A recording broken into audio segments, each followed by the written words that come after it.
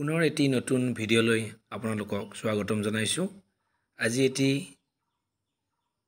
খবৰ ল'বলৈ আহিছোঁ আমি শ্ৰীমন্ত শংকৰদেৱ সংঘৰ একনিষ্ঠ সেৱক কনক বৰুৱাৰ বাপজনাৰ নাতি হৰিনাৰায়ণ বৰুৱাই সদ্য ঘোষিত নীট পৰীক্ষাত সুখ্যাতিৰে উত্তীৰ্ণ হৈ আমাৰ অঞ্চল তথা শ্ৰীমন্ত শংকৰদেৱ সংঘলৈ গৌৰৱ কঢ়িয়াই আনিছে। গতিকে তেখেতক মাত দিয়াৰ উপলক্ষে আজি আমি তেখেতৰ ঘৰত উপস্থিত হৈছোঁ। ভিডিঅ'টো চাই থাকিব আপোনালোকে সম্পূৰ্ণকৈ। নাতি যে পৰীক্ষাৰ ৰিজাল্ট ভাল কৰিছে গম পাইছি? আপোনাৰ নাতি তুমি পৰীক্ষা মেডিকেলত যে চিট পালে এতিয়া গম পাইছি নাই? কথা কৈ আছো আপুনি এই শ্ৰীমন্ত শংকৰদেৱ সংঘৰ সংগী আমাৰ কনক বৰুৱা বাপজনাৰ পুত্ৰ সাধন বৰুৱাৰ পুত্ৰ, এয়া আমাৰ কনক বৰুৱাৰ নাতি ল'ৰা। ইতিমধ্যে সদ্য ঘোষিত নীট পৰীক্ষা নীট পৰীক্ষাত তেখেতে সুখ্যাতিৰে অৰ্জন কৰি আমাৰ অঞ্চললৈ অৰ্থাৎ খটৰা অঞ্চল তথা শ্ৰীমন্ত শংকৰদেৱ সংঘলৈ গৌৰৱ কঢ়িয়াই আনিছে। তেখেতলৈ আমি আন্তৰিক অভিনন্দন জ্ঞাপন কৰিছোঁ। আজি আমাৰ শ্ৰীমন্ত শংকৰদেৱ সংঘৰ প্ৰাক্তন উপপদাধিকাৰ বৰ্তমান আমাৰ অসম কণ্ঠৰ সঞ্চালক বসুন্ধৰ ডেকা বাপজনা আহিছে। তেখেতে আদৰণি জনাব বিচাৰিছে। গৌৰৱান্বিত হৈছোঁ।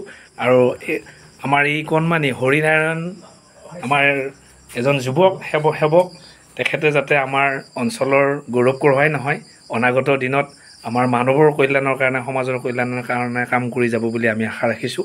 আৰু শুভাকাংক্ষীসকল আহিছে। এয়া তেখেতৰ আইতা। আপোনাৰ মানে যিটো ৰিজাল্ট কৰিলে আপুনি কেনেকুৱা অনুভৱ কৰিছে? আপোনাৰ নাতি ল'ৰা যিহেতু আপোনাৰ সৌভাগ্য, আপোনাৰ নাতি এটা ভাল ৰিজাল্ট কৰিছে। আৰু যিহেতু অনাগত দিনত তেখেতে মানে মানৱৰ কল্যাণৰ কাৰণে কাম কৰিব, যিহেতু তেখেতে পিতৃ সাধন বৰুৱা এজন সেৱক, শ্ৰীমন্ত শংকৰদেৱ সংঘৰ সেৱা বাহিনীৰ এজন সেৱক, আৰু সেৱকৰ সন্তানে আজি এটা ফুল মানে আমাক এটা ভাল ৰিজাল্ট দি আমাক আনন্দিত কৰিছে। আৰু তেখেতৰ কষ্টৰ ত্যাগ আৰু তেখেতৰ অনুভৱ আমাৰ জানিব বিচাৰিছোঁ। যিহেতু আমাৰ পিতৃসকলে জনাৰ প্ৰয়োজন, তেখেতৰ জৰিয়তে আমাৰ অভিভাৱকসকলে বা উঠি অহা নৱপ্ৰজন্মই কিবা এটা পাব বুলি আমি আশা ৰাখিছোঁ তেওঁৰ মন্তব্যৰ পৰা। মই সকলোকে সেৱা ধৰিছোঁ। আৰু আমাৰ পুত্ৰই এই পৰীক্ষাত সফলতা অৰ্জন কৰাৰ মূলতে তেখেতৰ কষ্ট আৰু প্ৰভু ভগৱন্ত আৰু ভক্তসকলৰ কৃপা। গতিকে তেওঁ যাতে আমাৰ মানৱ সমাজত এটা তেওঁৰ নিজৰ সেৱা অৰিহণা যোগাই দিব পাৰে জীৱনটোত এই শিক্ষাৰ দ্বাৰা, এইটোকে মই কামনা কৰিছোঁ আৰু আগবাঢ়ি যাব বুলি আপোনালোকৰ পৰা আশীৰ্বাদ বিচাৰিছোঁ। আমি ধন্যবাদ জ্ঞাপন কৰিছোঁ। আপুনি সঁচাকৈ সৌভাগ্যৱান। আৰু আপোনাৰ সন্তানক যিহেতু সমাজৰ অৰ্থাৎ মানৱৰ কল্যাণৰ কাৰণে আপুনি আগবঢ়াই দিবৰ কাৰণে সক্ষম হৈছে, আমি আপোনালৈ ধন্যবাদ জ্ঞাপন কৰিছোঁ।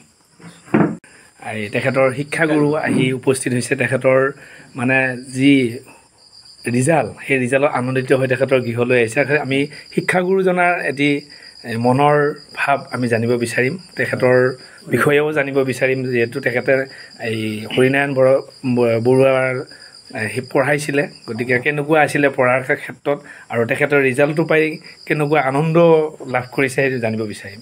নমস্কাৰ, মোৰ নাম শ্ৰী পুলকেশ কলিতা। মই হৰিনাৰায়ণ বৰুৱা পঢ়াইছিলোঁ, 6মান শ্ৰেণীৰ পৰাই পঢ়াইছিলোঁ স্কুলখনত। পঢ়াই কিনে বিশেষ অসুবিধাবশতঃ মই 2019 চনত আকৌ বেলেগ এখন স্কুলত যাব লগা হ'ল। ই তেতিয়া ক্লাছ 9 আছিলে। তথাপিও 9, 10 এই 2টা বছৰ মই ঘৰত আহি পঢ়াইছিলোঁ। তাৰপিছত ইয়াৰ ৰিজাল্টত নথৈ আনন্দিত হৈছোঁ, বহুত ভাল লাগিছে। কাৰণ মই 2টা বিষয় পঢ়াইছিলোঁ, গণিত আৰু উচ্চ গণিত। 2টা বিষয়তে 100ৰ ভিতৰত 100 নম্বৰ পাবৰ কাৰণে সক্ষম হৈছিলে। আৰু ইয়াৰ ৰিজাল্টটো সন্তুষ্ট হৈ আজি এবাৰ শুভেচ্ছা দিবৰ কাৰণে আহিছোঁ এইখিনিত। ছাৰ, আপোনালৈ ধন্যবাদ জ্ঞাপন কৰিছোঁ, কাৰণ আপোনাৰ জৰিয়তে এটা ভাল ৰিজাল্ট কৰিছে। গতিকে আপুনি সদায় চিৰকৃতজ্ঞ হৈ থাকিব হৰিনাৰায়ণৰ কাৰণে। ধন্যবাদ জ্ঞাপন কৰিব পাৰিব।